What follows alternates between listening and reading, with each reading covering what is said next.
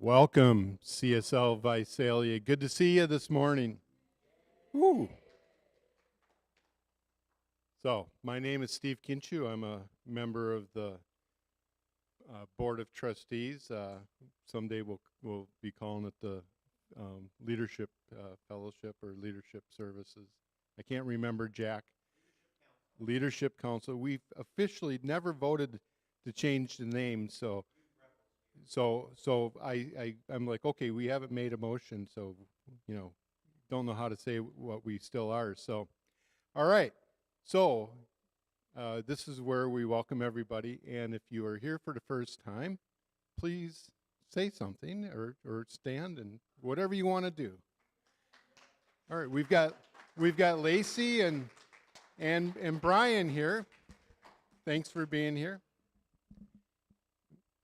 Brian, do you want to sing a song now? Okay, so this is where together we say, please repeat after me. We see you. We appreciate you. And we thank you for coming. Welcome. All right, now it's time for announcements from Donna. Good morning, everybody. We have a nice group here today. Great. I want to show you a few slides before we get into the announcements. So I got a call from Janice a couple days ago. She sounded wonderful. She's healing slowly, but she's healing. And she keeps in contact with Reverend Ann. And, of course, the hurricane just went through that part of where she lives, but apparently it didn't hit Reverend Ann. So she wanted me to let everybody know that Reverend Ann is safe. Okay, and that's just a picture I pulled off. That's part of what Florida looks like. But she apparently is safe, so that's very nice to know. This just was, I don't know, dedicated in North Visalia, and one of our themes a couple of weeks ago was peace to peace, with a piece of something to peace. Nice happiness, and they made this huge mural. It's the group called HEAL, which stands for Healing, Equity, Advocacy, and Leadership for brown, black, LGBT youth, and they created this amazing mural that fits us perfectly. So I'm going to go over, it's on Houston somewhere. I'm going to go find it one of these days. So I thought, wow, that's a great thing for our community. And this was us yesterday at Pride. Pride was great fun. There you see Reverend Jack, Bev, and Florence is waving. This was our booth. And we also had Bonnie, Evelyn, Donna W., Dave, James, Donna K., and Steve. They all helped, and I appreciate it so much.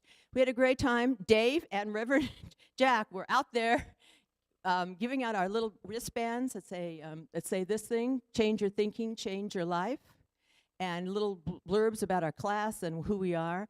And so that was great. And Nick, who used to be part of our, helped start the Source, came by and was very thankful we were there.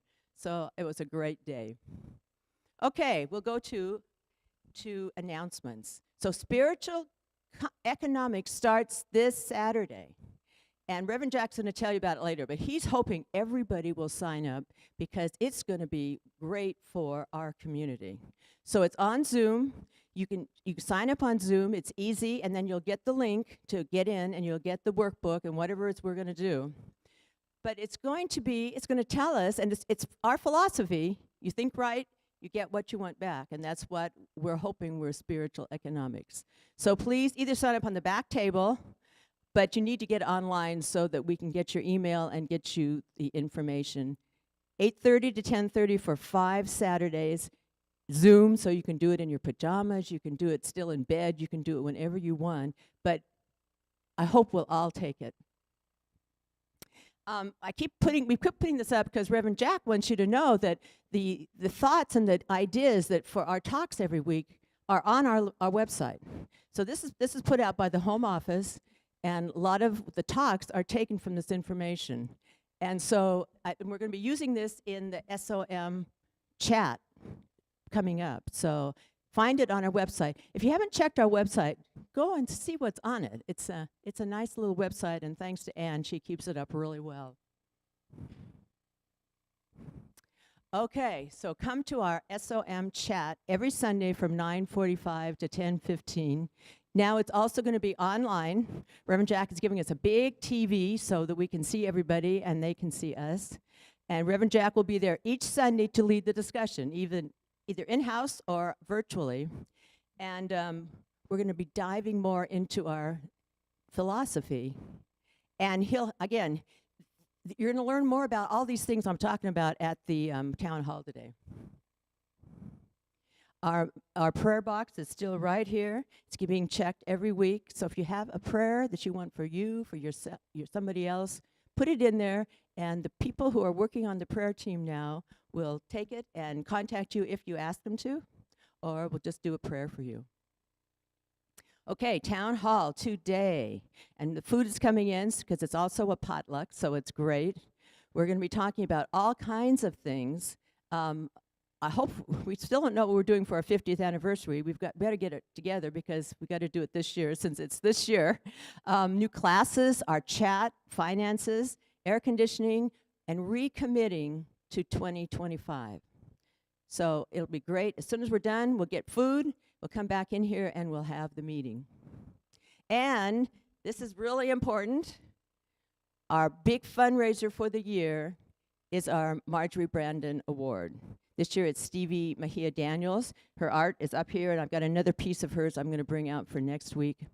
And we need to get like 80 people here. And so far, I think we've only got, we've got 2 tables sold for sure, but we need to get more people. So there's flyers. Please sign up online. Come, bring some of your friends, because after the awards, which are fun, we have the dessert auction, and we still need some desserts donated. So sign up for that too. After this event, we're not gonna be bugging you for a lot of different things, I don't think, but this is important.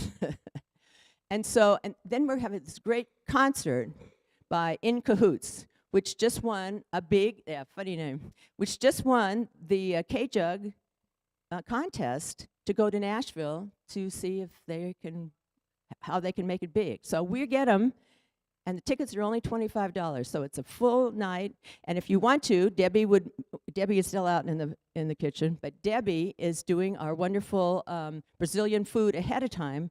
You can buy food out in the alleyway before the concert. So please, please, let's get a big crowd here, and it'll be fun, and we'll make good money for the center. Okay, and I will give it back to Steve. Thank you, Donna. I'm so thankful we have Donna. She does a great job with this. Yeah. Okay, next we need to read our mission statement. So please read it together. Center for Spiritual Living Visalia is the place everyone comes together connecting in love and learning how to create abundant, joyful, and peaceful lives. All right, our first song, Let Your Love Flow.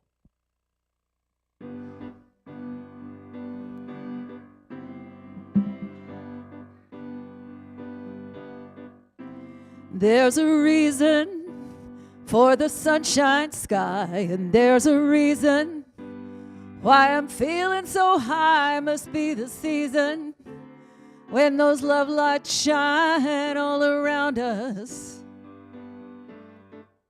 So let that feeling grab you deep inside and send you reeling where your love can't hide as you go stealing through those warm, sweet nights with your lover.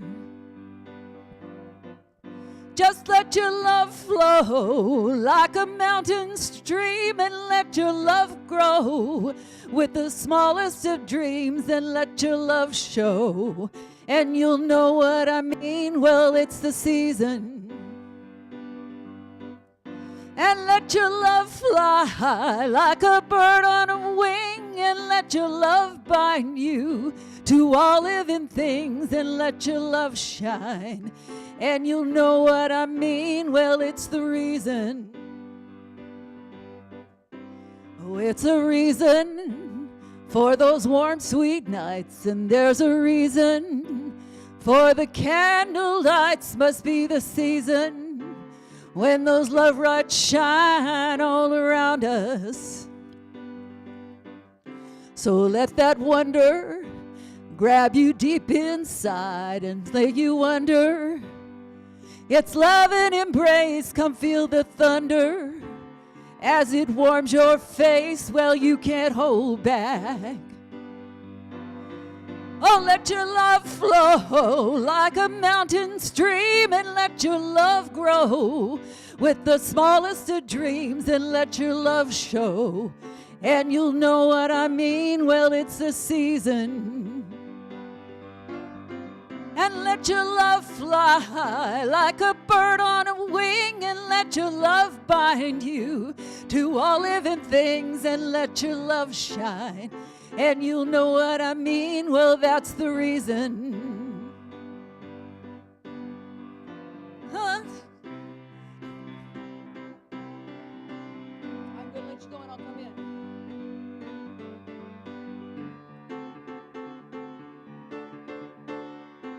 Now.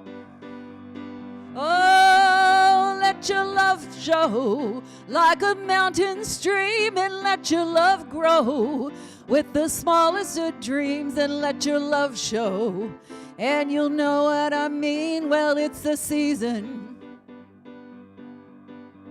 Let your love fly like a bird on a wing, and let your love bind you to all living things, and let your love shine, and you'll know what I mean. Well, it's the reason. It's the reason. It's the reason.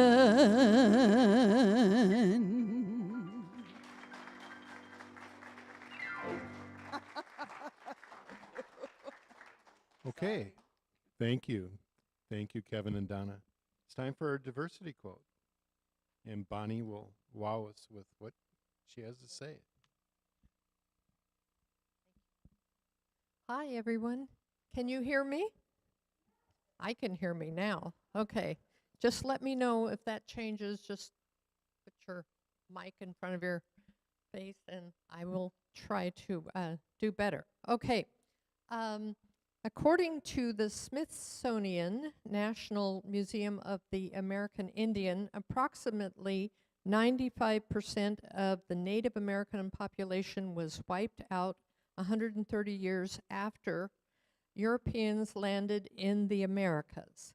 Despite the killing, enslavement, and forced relocation of the indigenous peoples of the Western Hemisphere, Native people are still standing and working to ensure that their culture isn't forgotten. In 2022, President Joe Biden issued a proclamation on Indigenous Peoples Day, usually celebrated on the second Monday of every October, and said his administration will continue to uphold its solemn trust and treaty responsibilities to tribal nations, strengthening our nation-to-nation ties. He wrote that Indigenous peoples feed the soul of the nation. Okay, and the quote today is also on the idea of continuing the same idea.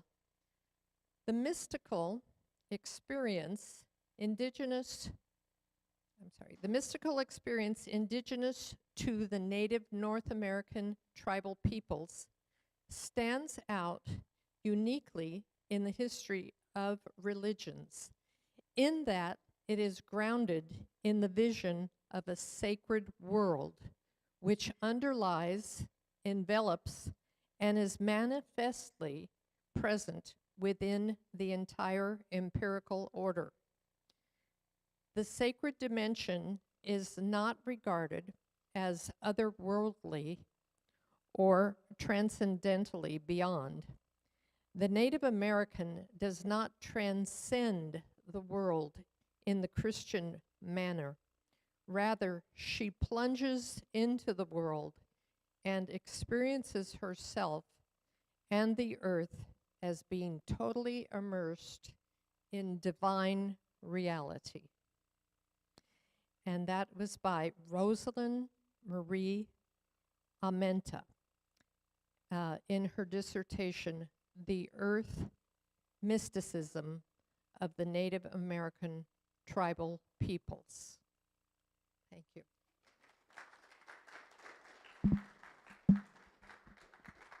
Thank you, Bonnie. By the way, for anybody seeing us in cyberspace connecting, thank you for joining us. All right, it's time to read the What We Believe principle, and let's try to do this together. We believe in the incarnation of the Spirit in mankind, and that all people are incarnations of the one Spirit. All right, please, everybody stand and let's sing our congregation song, I Start My Day.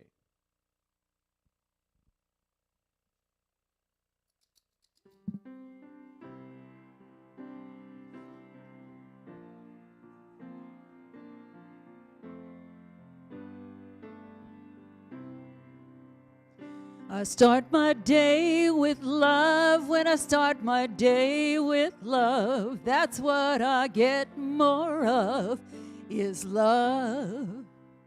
I start my day with love. When I start my day with love, that's what I get more of, is love.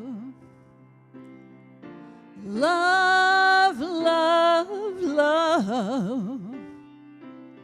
Love, love, love, love, love, love, love, love, love. I start my day with peace. When I start my day with peace, I feel the sweet release of peace. I start my day with peace. When I start my day with peace, I feel the sweet release of peace. Peace, peace, peace. Peace, peace, peace. Peace, peace, peace. Peace, peace, peace. I start my day with joy. When I start my day with joy, everything I do is infused with joy. I start my day with joy. When I start my day with joy, everything I do is infused with joy. Joy, joy, joy. Joy, joy, joy. Joy, joy, joy. Joy, joy, joy. I start my day with love. I start my day with peace. I start my day with joy, and I feel that sweet release. I start my day with love. I start my day with peace. I start my day with joy, and I feel that sweet release. Love, love, love. Joy, peace, peace. Joy, joy, joy. Love, love, love.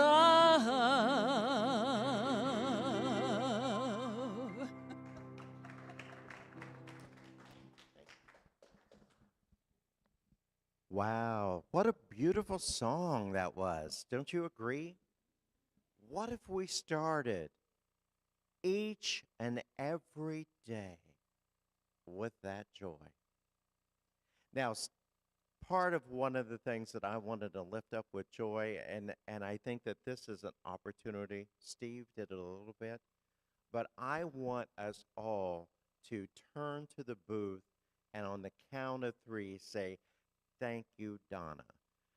Thank you, Donna. I, yeah,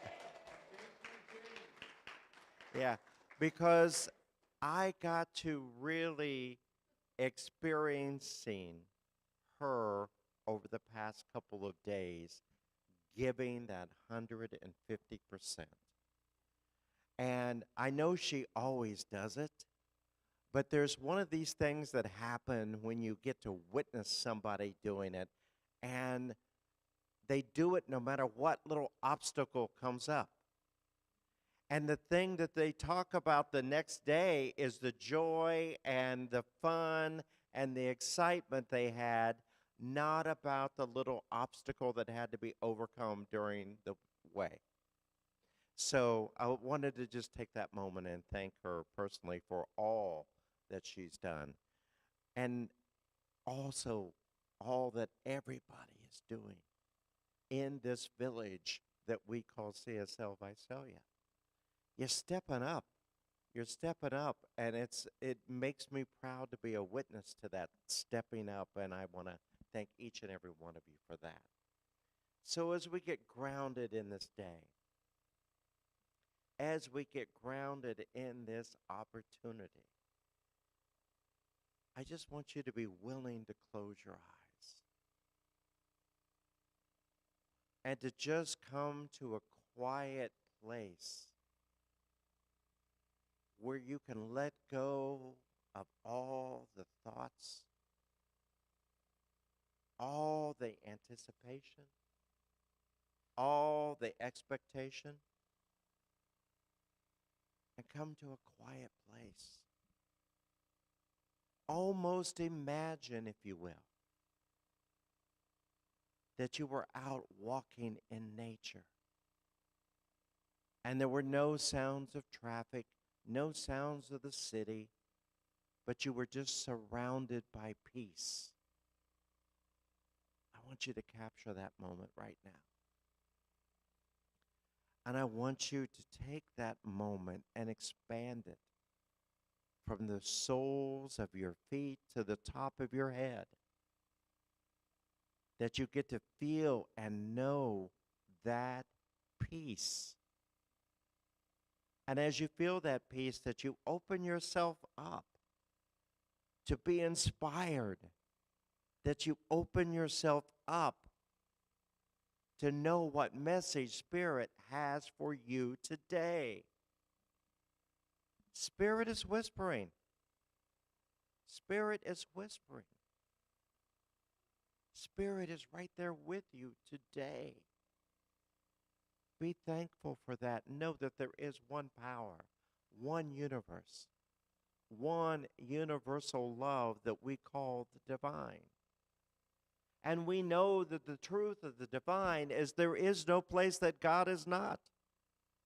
And if there is no place that God is not, there is no place that we are not one with that experience, that divine, that love, that knowing.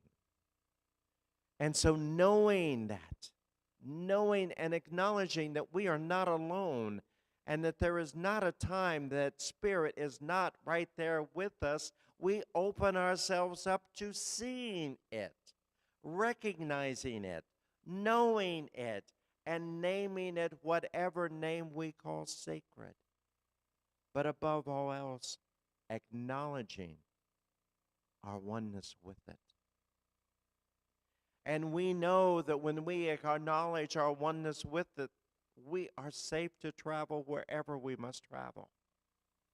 We are secure in our knowing that there is going to be the right words that come to us at the right time to be the demonstration of what Spirit is asking us to be the demonstration of.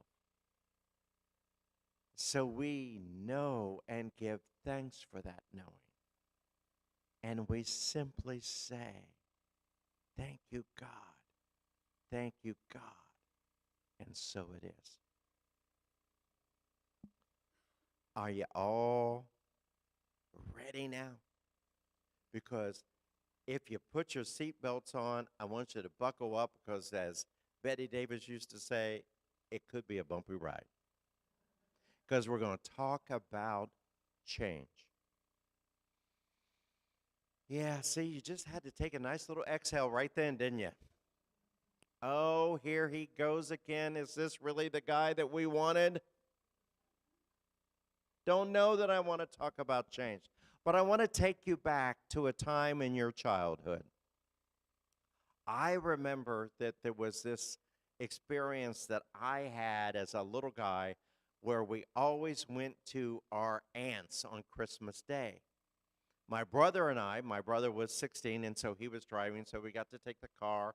So my brother and I jumped in the car, and we'd go out to my aunt's house, and my grandparents would be there, and my birth father would be there, and there'd be other cousins, and it was just a fun day. And I just loved being a witness to that day, and the smells of all the food and the desserts. And one of my favorite things that my aunt had, and I have no idea why she had it, but she had this drink called Red Pop, and I think she used it to put into an angel food cake recipe to make it pink instead of the water. But she would go, do you want to sip this Red Pop? And so we'd sneak over to the refrigerator, and she'd open it, and she'd have a teaspoon. And she would give me a sip of it just like it was medicine. And it was so much fun. It was like we were sneaking something. And it's like, yes, I want some of that. And it was so sweet. And I just remember that. But it's like, I never remember having a whole glass full of it. I never remember seeing it in the grocery store. It was just that experience with my Aunt Grace and I at the refrigerator sometime on Christmas Day, like we were sneaking to do the thing. It was such a fond memory. She was the same aunt that gave me my first taste of coffee. And it wasn't that I wanted the coffee, but the coffee cups that she had in her house were square. And as a little kid, I thought, this is the coolest thing in the whole, I want some of that. And it was easy to drink out of because, as a 5-year-old, I could drink out of the corner of the cup. And it was like, ah. And so I loved Christmas Day and Aunt Grace's house. And then one day, as my brother and I were coming home, we walked into the house, and my mom was there, and she goes, oh, you boys are back early. And I thought, wait a minute. She didn't go with us. I just had this whole fun day, and my mother wasn't there. And I didn't know what that was about. But I could tell my empathy came up, and I could tell that she was feeling a way, but I didn't know what that way was as a 5-year-old that she was feeling. And I didn't know what to do with that information. But I would remember it, and I didn't really do anything with it. And then the next year came along, and my mom had remarried. And so we moved from that house to another house. And suddenly we were having Thanksgiving dinners and Christmas dinners at our new house. And my stepfather's family was coming. He had 3 children, and they were married, and each of them had 4 children. And there was just this, our house had 35 people for Thanksgiving dinner and for Christmas dinner. But they weren't the people that I was ever with before. And it was like a bad move. I couldn't fine-tune the frequency to figure out what was wrong. And I just couldn't understand what was different, but I knew that it did not feel like it used to feel at my Aunt Grace's house, and I didn't understand why we weren't going to my Aunt Grace's house, and I didn't understand who all these people were in my new house. There had been a shift. There had been this tremendous change, and I didn't understand it. Now, all of my stepfather's grandchildren were a little bit older than I, but we were all kids together. So they were all, probably in elementary school and middle school. And one of the other things on that day, my room became a fascination to them. And I was that kid that was taught, you take one toy out, you play with it, you put it back, you get another toy out. There was never chaos in my room. But by the end of that first Christmas day, everything that Santa had brought, every gift that I had, every toy that I had ever known was tossed and turned everywhere. My bed had been stepped on. The covers were everywhere. It was all askew. And they all left, and I sat down on the bottom of the step, and I just started to sob. And it was like, what happened? And my mom came over and sat next to me, and she said, what's wrong?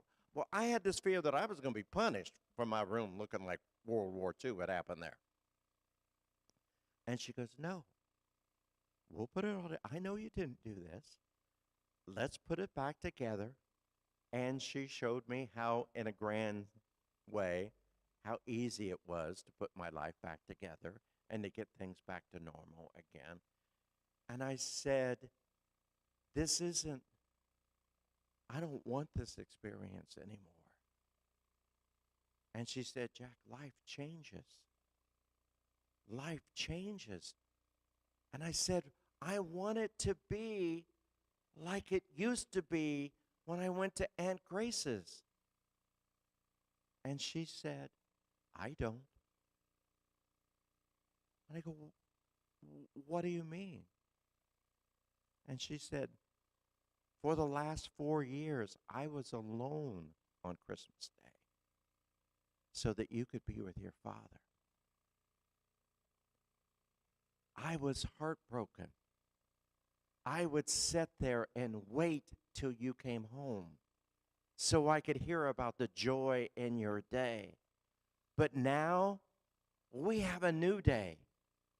It's not going to look anything like it used to ever again. And I'm sorry for that.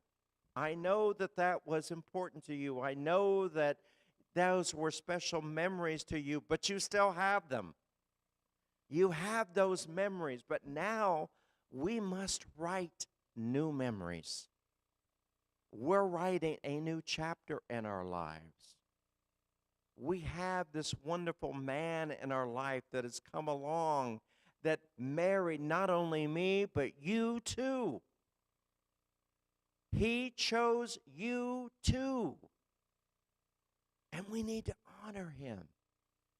We need to honor these new people that have come into our life and find common ground because they're all children of God. They're all blessings. We just have to look for the blessing amidst the chaos. And suddenly I got to see that shift. It's like, okay, I'll never go back to Aunt Grace's again on Christmas Day. There is a new Christmas. There's a new experience of it. And one of the things that each and every one of us are facing in this new world today is coming together in a spiritual community is never, ever going to look like it used to before. Now, for some of us, that's the good news. We are so glad to be away from the dogma. We are so glad to be away from the wagging finger of telling us how we should be living our lives and what we should be doing. but it's still going to be different. When we come together today in community, it has to be very intentional that we are choosing to have a good experience of it. Does that make sense? We have to walk in the door being willing to see a smile on somebody else's face. Not walking in the door wishing that we would see somebody that used to be here. That's not how life works. Life is forever evolving. And if you think about it, you've experienced it before. You've experienced it when you left elementary school and maybe went to a middle school and you missed your old friends who used to be at the elementary school and you longed for them when you went to the new school. But soon, once you were there, you were making new friends and new acquaintances, and then you shifted again maybe and went to high school. And again, you let go of some folks. You said goodbye to some folks. You met some new folks. Then you went to college maybe, or you took a job in another area and you moved across the country, so that your life was always full of this experience of change and meeting new people that were joining you along the journey. That's very intentional. That's what you came here to do. You came here to be responsive to the change that unfolds in front of you. Does that make sense? Or am I only talking to me today? Because I notice in my life there are those times when I welcome change, I roll with the change. In fact, I look forward to the change. It's like I am one of those people that was never afraid of moving. I could pack a house up, have it packed up, moved, be in the new house, have it totally unpacked, everything in place in the next 48 hours. My home was my sanctuary, and I could make that happen just like that. I could change jobs out there in the secular world the same way. It was like I knew in my career, every 5 years I had to make a shift. I had to go out and find another place to have an influence on, to make a difference in, to cause shift to happen, and I did it, and it was effortless. And then I got to also look at those changing relationships in our life. Iyanla Van Sant was not kidding when she said, people come into your life for a reason, a season, or a lifetime. Our error is when we think everyone's going to be there for the lifetime. They're not. There are very few that will make that transition from the reason to the season to the lifetime. The same thing is true for communities. How church used to be was the season of time of how it used to be. What was there for the lifetime is the spiritual practice that you chose for yourself. Now, what do I mean by that? Okay. I was raised in a progressive Christian tradition, but I was also curious. I wanted to go out in the world to see what other religions were about. Not because I wanted to make them wrong. Not because I wanted to go out and proselytize that my Christian faith that I was raised with, the same faith that my parents were raised with, that my grandparents were raised with, that my great-grandparents were raised with, just because they all went to the same church and the same church building did not mean that I needed to. Nor did that woman who sat with me as I sobbed in the chaos ever say to me, you have to go here to church no matter what.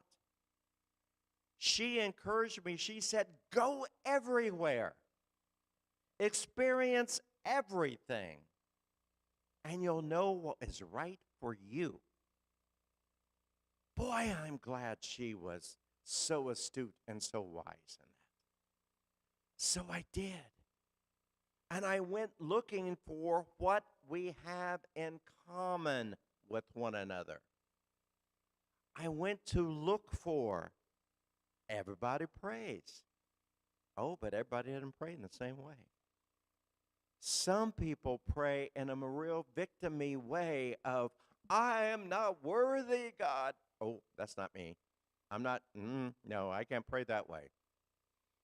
Doesn't seem natural for me. So I pray in an affirmative way. And then I found, okay, the other thing that we all have in common is music. Look at that. Music even broadens itself and goes beyond language. Oh, I'm down with that. I'm choosing that. Then I got to look at, okay, I want to broaden this a little bit more in my life, because at the time, I thought I want to be like my dear friend Jamie and be a marriage and family therapist. And I thought, okay, half of what people are going to be bringing to any counseling session is going to be their religious upbringing. And whatever they're getting away from, didn't understand. So I got to even study more. So I want to find this faith tradition that combines psychology and science and theology. The first time I said that aloud to a few people said, you're so stupid. There's no such thing that exists. It doesn't exist like that. You either believe in science or you believe in God. You can't believe in both. And I thought, that just doesn't make sense to me. That just does not make sense to me. So I kept an open mind that I was going to find the right combination. And then I heard this woman by the name of Terry Cole Whitaker on television speaking one Sunday morning, and she talked about this faith, this philosophy known as the science of mind. I go, the what? A minister talking about science? The what? And so I started paying attention, and I learned a little bit about Ernest Holmes and how he was raised in a Christian tradition, but he wanted to know more, just like I did. I wanted to know more. I wanted to know more about how these puzzle pieces in this tapestry of life were to fit together. And it all came together.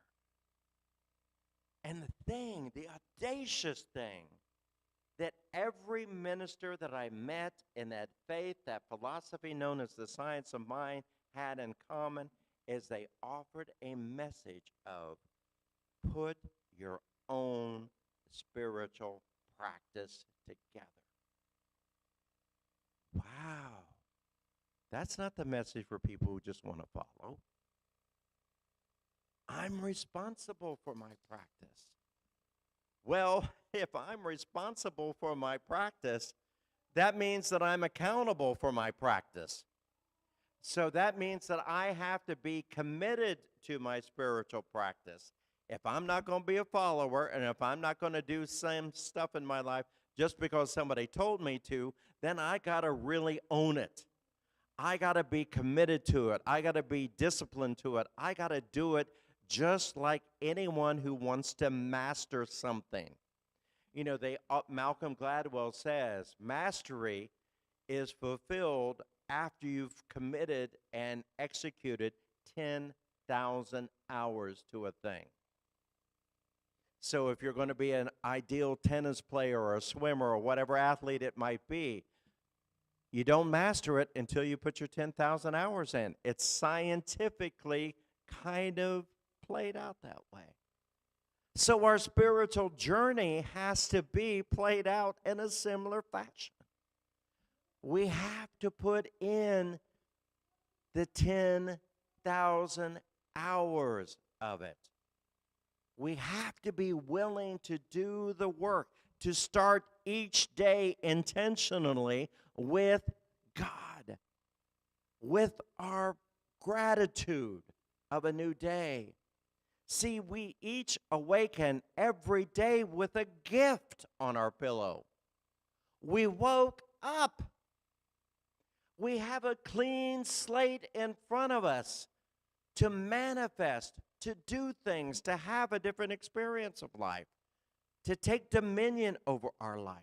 We have that opportunity. If you woke up every morning and there was a beautifully wrapped package on the pillow next to you, wouldn't you be grateful and happy that it was there? Wouldn't you be curious to see what's inside? See, I want you to be curious about the new day. I want you to be curious what is unfolding before you. I don't want you to wake up and think about the gift that was yesterday. That gift was intended for yesterday. I want you to be grateful for the gift that has been given to you today. Yes, you have fond memories. I still get to tell the story about the red pop, but I haven't tasted any red pop in 60 some odd years. But I still have that little nugget of memory in there. That little joy still kind of shows up. But I know that I probably, if I were to taste it today, I wouldn't even like the red pop. And because I'm a little bit more conscious today, I'd probably be really kind of concerned of what kind of red dye number whatever that was put into that red pop to make it red, and how much sugar was added to it to make me go, that's some good stuff. So I'm going to linger in calling that memory up every once in a while, but I'm not going to try to go back and find it. So I want us to feel the same way about community and our spiritual growth. It's a new chapter. We've got to be willing to be open to coming together in a new way for the new day. The other thing that's essentially important to us, and that is why I want each and every person in this room enrolled in spiritual economics, because I want this to be the last time in your life you ever have to worry about the next money you have to spend. Are you willing to let that be something of your past? Okay, 2 people. I'm glad. The rest of you, I'm going to need you to come and help me teach the class, because clearly you have mastered spiritual economics. But our center needs that. Our center needs that.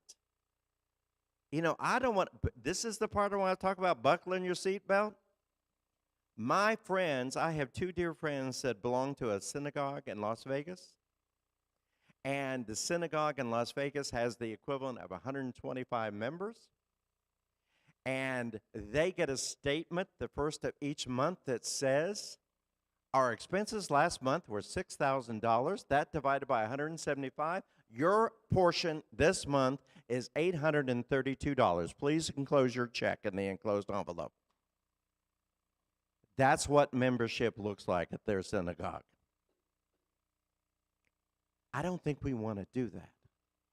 But what we do want to do is to raise the consciousness that we live in a prosperous world. And we have some stuff to do in the future under the banner of Centers for Spiritual Living Fresno. Thank you, Jimmy.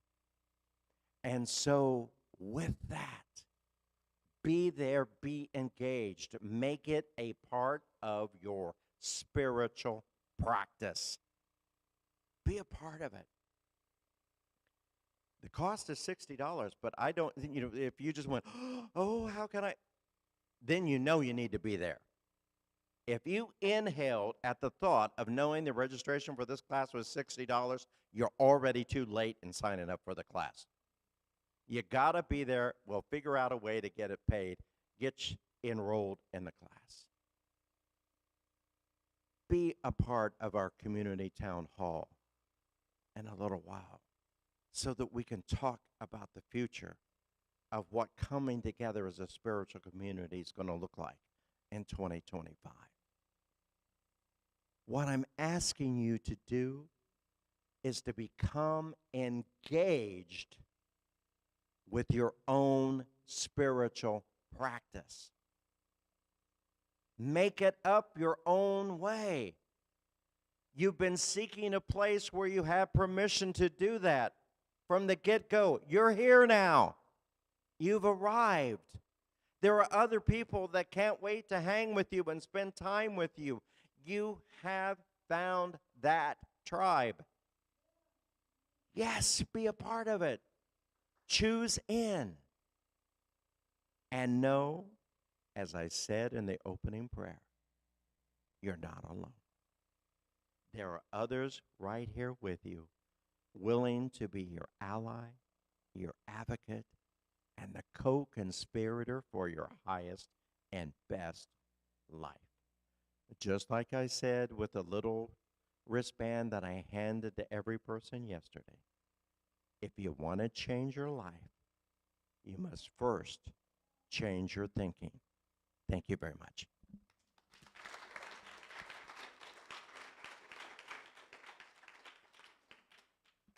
Oh, wise voice, Donna from the sky. Is this our special music? Okay, thank you, Donna. Too many Donnas. What can I say? Okay, not too many Donnas. But I would like to introduce you to somebody who's not a Donna. Her name is Lacey Matheny, and she will be accompanied by our own Florence Cabot, and they are going to do Colors of the Wind. So give them both a big hand.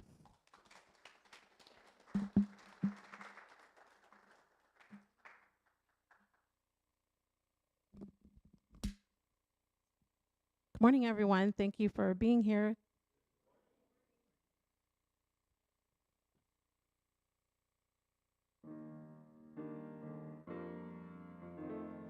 You think you own whatever land you land on. The earth is just a dead thing you can claim. But I know every rock and tree and creature has a life, has a spirit, has a name. You think the only people who are people are the people who look and think like you. But if you walk the footsteps of a stranger, you'll learn things you never knew, never knew. Have you ever heard the wolf cry to the blue corn moon? Or ask the grinning bobcat why he grinned? Can you paint with all the voices of the mountain? Can you paint with all the colors of the wind? Can you paint with all the colors of the wind? Come run the hidden pine trails of the forest. Come taste the sun-sweet berries of the earth. Come roll in all the riches all around you. And for once, never wonder what they're worth. The rainstorm and the river are my brothers. The heron and the otter water are my friends, and we are all connected in a circle, in a circle, in a hoop that never ends. Have you ever heard the wolf cry to the blue corn moon, or ask the grinning bobcat why he grinned? Can you paint with all the voices of the mountain? Can you paint with all the colors of the wind? Can you paint with all the colors of the wind? How high does a sycamore grow? Well, if you cut it down, then you'll never know. And you'll never hear the wolf cry to the blue corn moon, or ask the grinning bobcat why he grinned. Can you sing with all the voices of the mountain?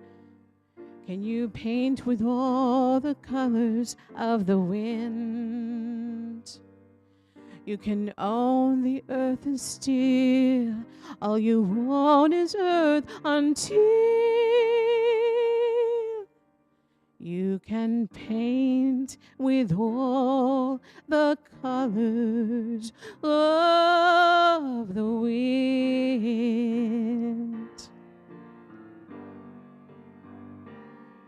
You can paint with all the colors of the wind.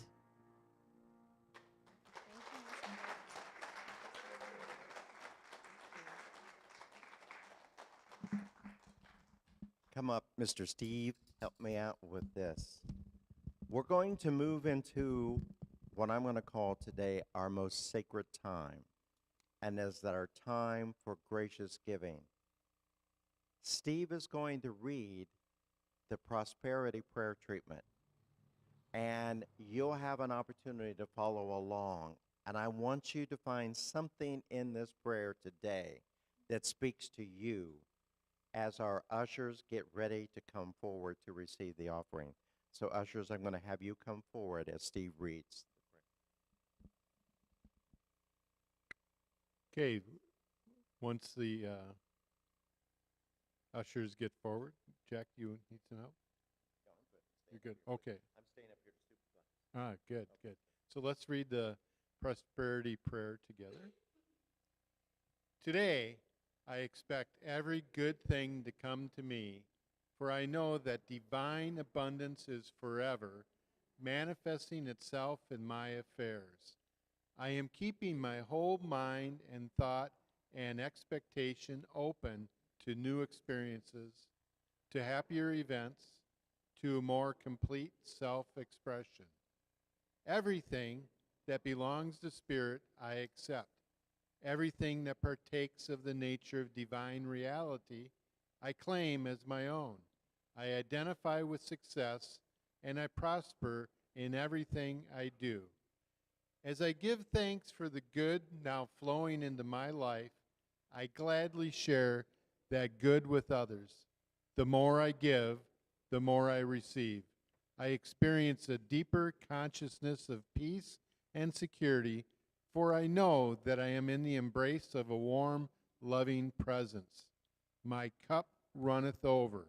I exist in limitless possibility.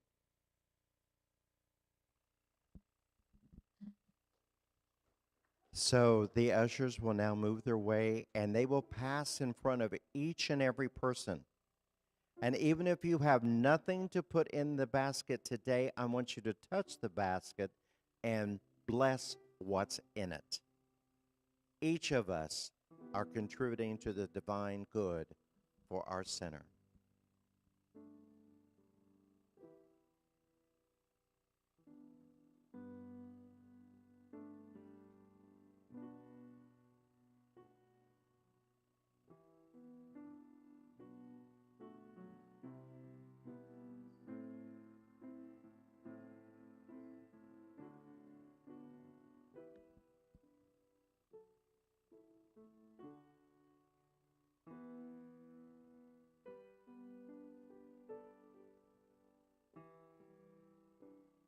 as you see the basket pass before you, imagine what's in it multiplying and growing. See it paying the light bill. See it growing.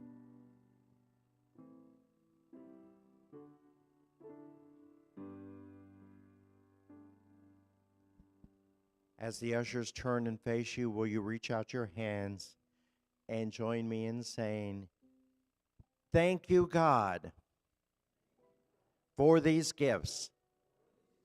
May they multiply and bless us all." And so it is. And now the ushers will give the gifts to Steve. Thank you, Steve. Wow. What a day. Were you nudged? Did you have to loosen your collar just a little bit? Okay. If you didn't, then we need to stay for part 2. So you better say, "Yes, Reverend Jack, I got it. I'm good." Okay, I thought so. So here's what we know as you stand right where you are. We're going to do it a little differently today. So we're going to everybody stand up. And everybody on this side of the room face everybody on that side of the room. And I won't say which side is the Democrats and which side is the Republicans. It doesn't matter. But what I want you to do is join me in knowing that peace begins with me, and sing our peace song to one another.